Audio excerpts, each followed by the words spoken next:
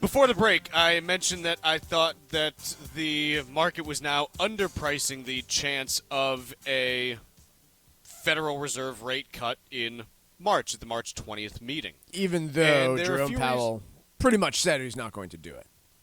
In Fed speak. Yeah. Yes, and I think that this is why I always come back to the Fed, and I say, and not just the Fed, this is with anything. Pay attention to what people do, not what people say. Yeah. Jay Powell said everything that he had to yesterday. But the behavior of the Fed for the last couple of years has been, hey, we want to make sure that we're not causing a recession before anything else. Like, even when inflation was 9%, well, we're just going to move 0.25% at a time because we want to make sure that, the market can handle it. True. Jay, I think they can handle it. Inflation's 9%. Hike the rates, man. Let's go. So here's what we're seeing right now. And I'll use a quote from Powell, actually, to start this off. This is from him yesterday. I think that lower rents are coming in the housing market, and they will feed through in the data in subsequent readings. So Jay Powell's talking about something that we've talked about, which is that because of how the CPI and stuff is calculated, there's a huge lag that's built in where there's all this housing disinflation that is yet to show up in the data. And so that's going to help make inflation look lower over the next few months, just because, really next 6 to 9 months, because it hasn't yet been captured by the methodology of the inflation data. Okay. I buy that as, part of this. Another piece, data that we got today, in fact, 8:30 a.m., we get a report on productivity and unit labor costs. And those are two sides of the same coin. It's pretty much saying, hey, with all this stuff that businesses produce, how much of that is because you're producing more and how much of it is because you have to pay people more and pay higher wages in order to get the same stuff produced. Expectations were for productivity to rise at a 2.5% annual rate and for unit labor costs to increase by 1.6 to 2% annually. Instead, we came in with productivity growing at 3.2% and unit labor costs up just 0.5%. This is what I've been talking about for the last 6 months is the way out of this. If you want to believe that the economy can grow while inflation comes down, it's productivity growth. Can you make more with less? And so if you continue to get readings like this, which I don't know if you will, but you've had 2 quarters in a row where it's been fantastic on this front, then the answer is absolutely. Like, yeah, of course. Like, if you can continue to get productivity growth running, 3% annually, whew, I mean, look, long run, I don't think you're getting there. But even if it just does it for, next 12 months, that solves pretty much all your problems.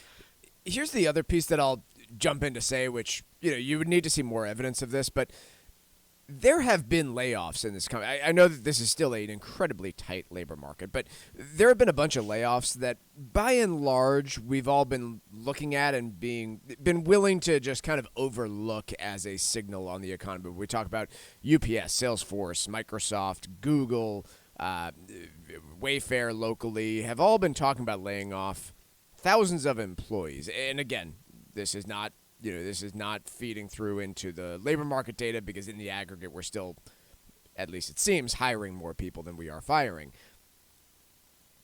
That was not a signal about anything last year when it happened, but it could be this year. And if that continues through March, then that's just another reason that, hey, the Fed might in fact cut rates if we see, if a bunch of S&P 500 companies jump on the UPS bandwagon and say, yeah, we're eliminating corporate workers, then that could be another one that the Fed's looking at here, right? A couple of bad job reports would do it.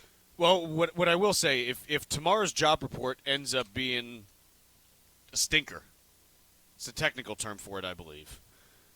If you end up, expectations for tomorrow are 180,000 jobs created, unemployment rate stays at 3.8, and there's 3.7 to 3.8, and average hourly earnings coming up, 0.3%. If you get a stinker tomorrow, if you get 90,000 jobs created, and unemployment bumps to 3.9 or 4, and average hourly earnings is coming in at 0.2% for the month,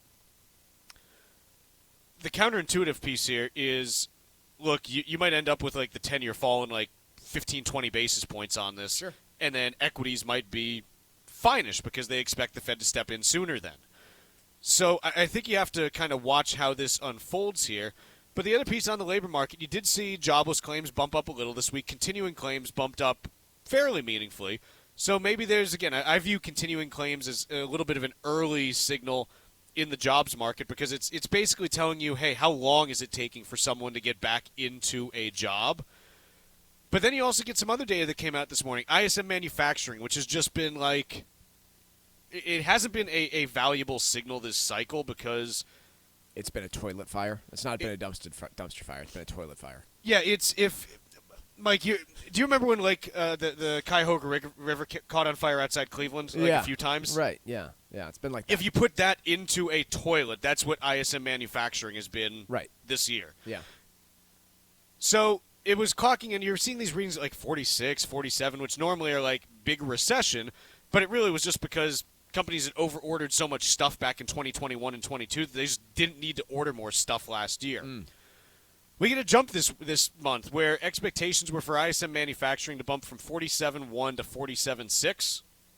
Came in at 49.1, and new orders actually came in at 52.5, which shows actually positive growth. Not just like new orders shrinking a little bit, but positive growth in new orders. So I've said for a little bit, maybe you got something that's, there's this destocking cycle on consumer goods, I think, is drawing to an end. And so this actually might be the next little tailwind that powers the economy through in terms of growth. The question on it is, does it lead to more inflation as a result of it? And the answer there is a maybe, and I think you have to watch that to see if that concern materializes, because you could get higher inflation because of more production needed for consumer goods now that we're through this destocking cycle. I think one thing that I'm very comfortable saying about tomorrow is it has the potential to be a wild ride. We've got 16% of the market capitalization of the S&P 500, probably more than that, of the market cap of the S&P 500 reporting earnings after the bell today.